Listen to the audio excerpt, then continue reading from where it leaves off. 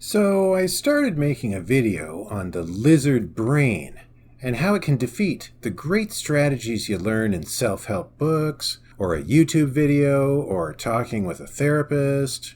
Thought I'd better do some research to add new, interesting information to what I already knew about the subject of the lizard brain. Was I ever not prepared for what I found? Turns out the new, interesting information is... the lizard brain is a myth! So join the somewhat shell-shocked rolling therapist to learn something. What the heck? The lizard brain is a myth? That ruins my whole video! What am I going to talk about now?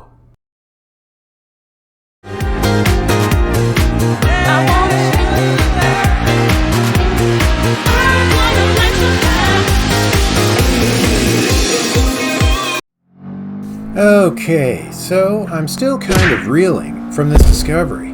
The idea of the lizard or reptile brain is kind of everywhere. Do an internet search and you'll get a bajillion hits. Pop psychology absolutely loves it.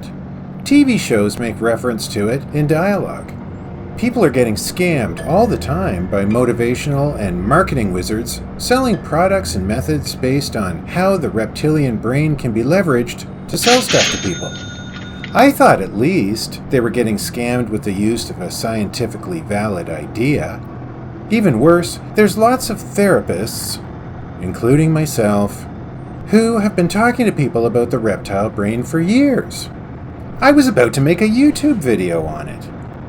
At first, I felt dirty.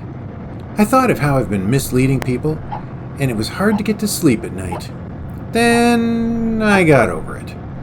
I started thinking about it, and it occurred to me that, like a lot of things, the hype around this whole matter blows things way out of proportion. What I mean is, the central point of this video I was going to make doesn't change, even if there is no such thing as a reptile brain. My lizard brain video was going to say that this inconvenient, ancient, powerful, and scaly part of the brain often hijacks good intentions and clever strategies when people are trying to improve their mental health. It causes a lot of frustration and discouragement, which can lead people to give up on using perfectly good mental health practices and techniques. Over and over again, I've heard it from people. I've experienced it myself. Perhaps you have too. It goes something like this. You talk with a therapist, read a self-help book, watch a YouTube video, listen to a podcast, attend a workshop, or just hear from a friend. In whatever context, you learn some exciting skills and techniques which have apparently helped other people deal with the same problems you're facing. You feel some hope. You feel determination growing within. You're going to overcome that stubborn problem. So you get to work. At first, you notice some good signs of improvement. The flames of hope shine forth in the darkness. You're feeling cautiously optimistic. This problem has dogged you for years, and you thought it was impossible to change. But maybe it is possible after all. People start to tell you they've noticed something different about you, and you seem happier. But then maybe your partner or your kid says something salty and rolls their eyes at you. Or maybe you forget a deadline at work. Again. Or maybe you feel really tired and alone at night and realize you can still get to the liquor store before it closes. Suddenly, those clever strategies and practices crumble. Depending on the particular problem, your emotions flare to intensity or your mood plummets into the ground. You lose your hold on rational thinking and you dive back into that familiar old problem with both feet. Well, maybe it's more of a cannonball or a belly flop. 2 days later, as you're trying to clean up the wreckage of whatever happened, you think about those strategies, and let's just say you don't feel very motivated to try using them again. This is why therapists like myself have heard uncountable times, "I tried that, it doesn't work." Okay, so I was going to make a video blaming this on the lizard brain. Maybe I should give a quick overview of how that was supposed to work. Gotta know the myth before it can be debunked, I guess. This has never been about an actual lizard brain sitting inside you. I've noticed that a number of the myth debunking articles start by saying, "There is no actual lizard brain inside you." Yeah. I don't really know if anyone ever suggested that. Kinda sounds like a B-grade movie, which I would probably love, by the way, in which a mad scientist travels back in time to conduct diabolical experiments with lizard DNA on unsuspecting cave-dwelling proto-humans in the dark and hazy depths of time. I don't know. Maybe somebody out there thought there's an actual lizard brain jammed into our skulls. I myself always assumed it was more like parts of the human brain are darn similar to those little scaly scallywags. Kind of like we have 2 eyes and a stomach, much like reptiles do. Anyway, apparently the whole lizard brain idea comes from a scientific dude in the 50s or 60s who dissected lots of lizards and looked at their brains under a microscope. He figured there's 3 layers to the human brain: reptilian, mammalian, and the highly evolved human cerebral cortex. Being a simple therapist who tends to fall asleep in neuroscience workshops, which toss around lengthy Latin names for itty-bitty bits and pieces of the brain, I'll use an analogy which fits my simple thinking: the product package. Think of it like the base model of a car, an internet or cell phone package. There's the basic, no-frills plan to start. Nothing wrong with it, really. It's just basic. Most life forms more complicated than an amoeba purchased this package. Well, I don't know about insects. Or octopi. Octopi are pretty weird. I'm not convinced they aren't descendants of aliens which crashed to Earth a long time ago.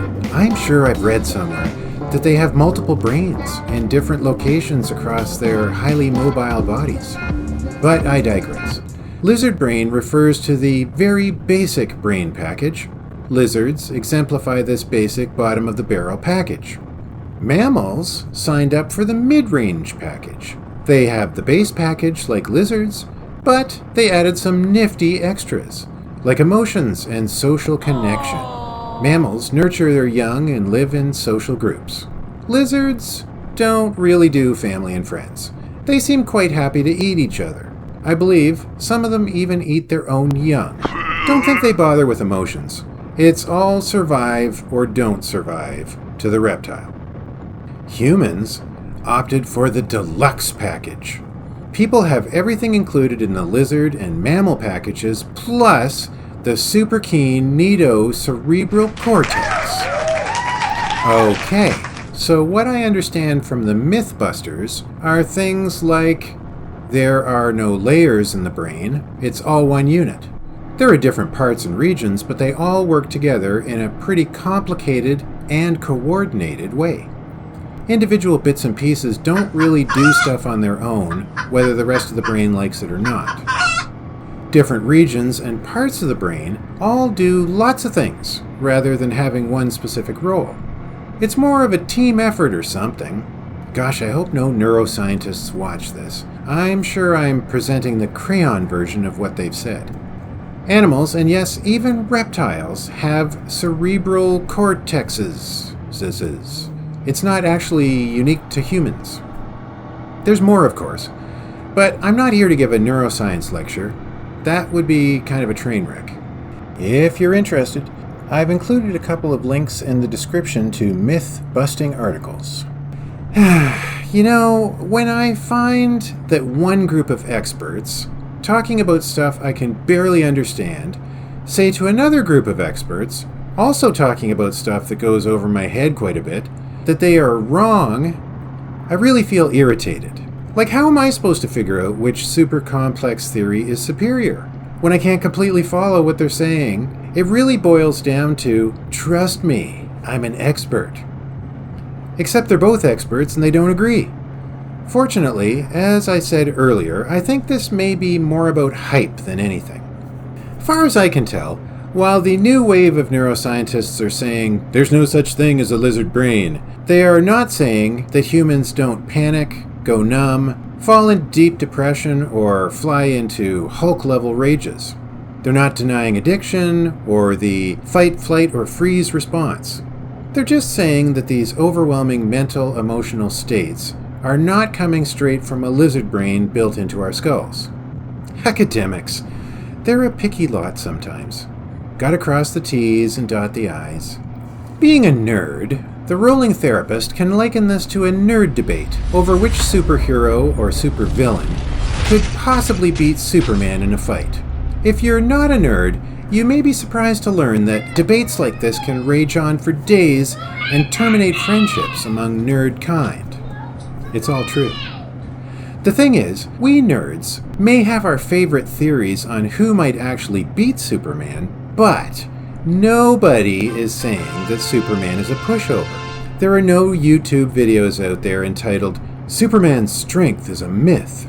So, whether it's a lizard brain, good old Sigmund Freud's id, unprocessed traumatic memories, unintegrated protective parts of ourselves, attachment injuries, addiction, highly irrational core beliefs, or any of a dozen other options theorized by therapists, nobody is saying that intense physiological, emotional, cognitive, and behavioral phenomena don't exist. And that's really what I was making the video about. Now, before learning about this little myth matter, I dedicated a ton of hours into learning how to make a short animated clip. Maybe I'm being petty, but it was a lot of effort, and I'm still going to show it. Yes, it features a reptile. Yes, just about any 10-year-old kid could do a better job of animation. Whatever, I'm still slightly proud of it, and I think it does give the basic idea. So check it out.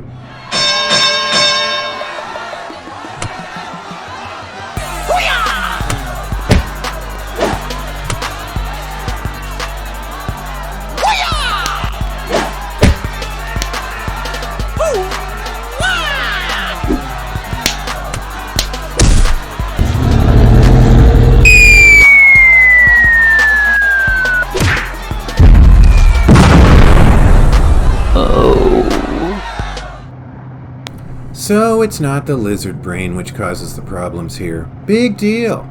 The same outcome happens. Many people have told me various strategies failed when powerful states of mind and body kick in. It's not like I could say to these people, "Hey, guess what? Just heard the lizard brain is a myth," and they would respond with, "Great news! I guess those strategies will now work just fine." The fact remains that when we get really mad, for example, practicing mindfulness and calming strategies often gets steamrolled. When we get really scared, thinking realistically often goes right down the toilet. So what then, you might be asking, is even the point of trying? The point is that working on your mental health and trying to improve it is going to be hard, and that's normal. If you've ever tried to lose weight, or quit smoking, or start exercising after years of lying on the couch, you'll know that physical health can be tough to improve. Mental health is no different. The practices and strategies you learn, either in therapy or on your own, aren't necessarily the problem. Apparently the lizard brain is not the problem either, but there's a number of very powerful internal phenomena which can cause problems when they rise up and demolish our efforts to make progress. This is normal. You can expect it. And when it happens, that's all part of the deal. I know it's easy for me to say and hard to do, but don't give up. Learn from whatever ruckus took place. Maybe the strategies are just fine, and all that's needed is more practice. Maybe you need to add some different techniques to those you're working with already. And maybe the strategies don't work for you, but I encourage you not to jump to that conclusion right away. Give it some time and quite a few repetitions to develop your skills. And if strong emotions come along and wreak havoc, be patient and kind to yourself. Rome wasn't built in a day. At least that's what I heard. It makes sense. They have some really fancy buildings. Must have taken at least a couple of months. And hey, look at that. My video didn't get ruined after all.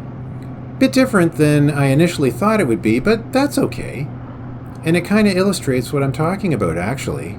The rolling therapist likes it when that happens.